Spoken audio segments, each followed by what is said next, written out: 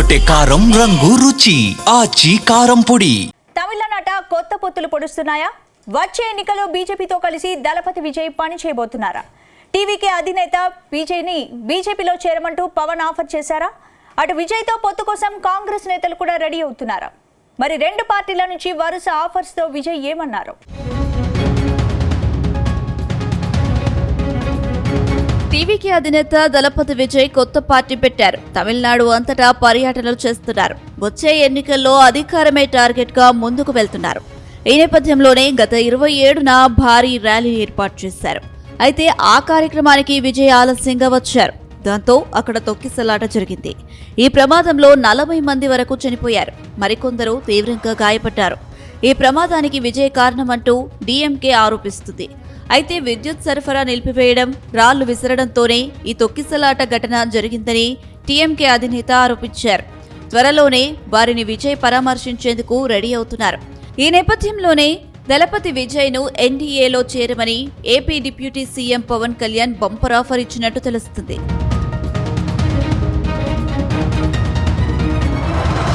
తాజాగా AP deputy CM Pawan Kalyan Thalapathy విజయ్కు phone చేసినట్టు తెలుస్తుంది.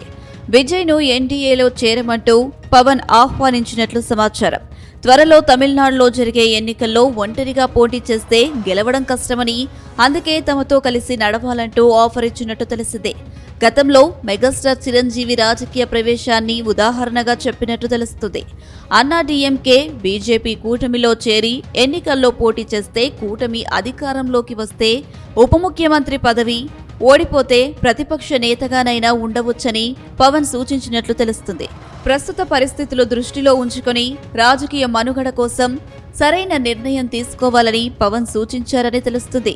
అయితే పవన్ సలహాపై విజయ్ కూడా పునరాలోచనలో పడ్డారని ప్రచారం సాగుతుంది. మరోవైపు విజయ్ను అన్నా డీఎంకే అధ్యక్షుడు మాజీ ముఖ్యమంత్రి ఎడప్పాడి పళనిస్వామి సైతం ఫోన్ ద్వారా సంప్రదించినట్లు తెలుస్తుంది. ఈ సందర్భంగా ఆయనకు పూర్తి మద్దతు ఇవ్వడానికి సిద్ధమని పళనిస్వామి చెప్పినట్లు సమాచారం. ఇదే సమయంలో ఎన్డీఏ కూటమిలో చేరాలని కూడా విజయ్ను ఆహ్వానించినట్లు ప్రచారం సాగుతుంది.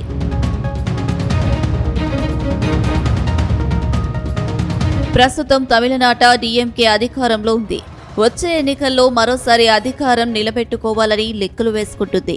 అలాగే డీఎంకే పార్టీ కేంద్రంలోనూ కీలక పాత్ర పోషించేలా ప్రణాళికలు రచిస్తుంది. 2029 ఎన్నికల్లో కేంద్రంలో ఇండియా కూటమి అధికారంలోకి వస్తే ఎన్డీఏకు ఎదురు దెబ్బ తప్పదు. అందుకే ప్రధాని మోదీ పవన్ కళ్యాణ్ను రంగంలోకి దింపారని అంటున్నారు. వచ్చే ఎన్నికలకు డీఎంకేను విజయ్ ద్వారా దెబ్బ కొట్టేలా ప్లాన్ చేశారని అంటున్నారు. అయితే పవన్ ఇచ్చిన ఆఫర్పై విజయ్ పునరాలోచనలో పడ్డారని అంటున్నారు. దీపావళి తర్వాత విజయ్ నుంచి సానుకూల ప్రకటన వచ్చే అవకాశం ఉందని టాక్ వినిపిస్తుంది. ఇటీవల అన్నా డీఎంకే సభలో టీవీకే జెండాలు తమిళనాట సంచలనంగా మారాయి. దీంతో అన్నా డీఎంకే టీవీకే పొత్తుపై ఊహాగానాలు మరింత బలపడుతున్నాయి.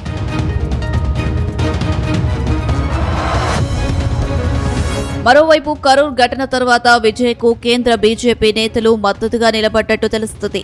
అంతేకాకుండా ఈ ఘటనపై విచారణ జరిపేందుకు 6 సభ్యుల బృందాన్ని తమిళనాడుకు పంపించారు. అటు కేంద్ర ఆర్థిక మంత్రి నిర్మలా సీతారామన్ స్వయంగా కరూర్ వెళ్లి బాధితులను పరామర్శించారు. మరోవైపు తొక్కిసలాటకు విజయ్ను పూర్తి బాధ్యుడిగా చేస్తూ డీఎంకే పార్టీ ఆరోపించింది. అంతేకాదు ఘటన జరిగిన వెంటనే కేసు సైతం నమోదు చేశారు. అయితే డీఎంకే పార్టీ ప్రకటనను బీజేపీ నేతలు తప్పుపట్టారు. ఈ విషయంలో డీఎంకేను ఎదుర్కోవడంలో తాను ఒంటరివాడు కాదని, తాము అండగా ఉంటామనే భరోసాను ఇచ్చారు. సహనంతో ఈ విపత్కర పరిస్థితుల నుండి బయటకు వచ్చి డీఎంకే కుతంత్రాలను ఎదుర్కోవాలని సూచించింది.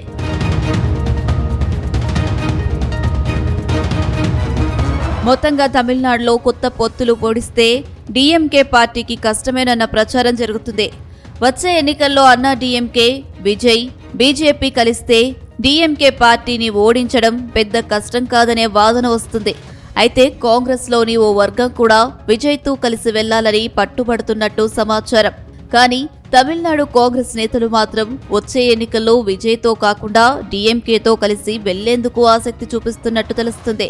ఏది ఏమైనా విజయ్ ఎటువైపు వెళ్తారనేది మాత్రం మరికొద్ది రోజుల్లోనే తేలిపోనుంది.